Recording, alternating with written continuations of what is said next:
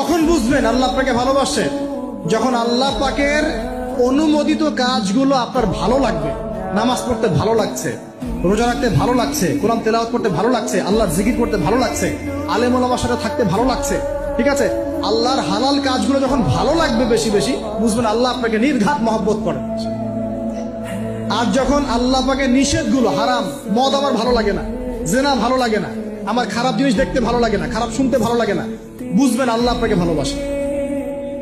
আর যখন দেখবেন খারাপের পিছনে আপনার ঝোঁক বেশি, দুর্নীতি করতে ভালো লাগে, সুদ খাইতে ভালো লাগে, ঘুষ খাইতে ভালো লাগে, কাউকে ঠকাইলে মনে হয় আমি স্মার্ট হয়ে গেল, হ্যাঁ, মানুষের টাকা আত্মসাৎ করতে ভালো লাগে, নামাজ না পড়ে ঘুম দিতে ভালো লাগে, ঠিক আছে, রমজান মাসে বিড়ি টানতে ভালো লাগে, ঠিক আছে, মেয়ের সাথে যে টাঙ্কি মারতে ভালো লাগে, তখন বুঝবেন যে আল্লাহ আপনাকে এখনো ভালোবাসেন, বা আপনি আল্লাহর ভালোবাসা পাওয়ার যোগ্যতা হারিয়ে ফেলেছেন। আল্লাহ পাক আমাদেরকে বোঝার তৌফিক দান করুন।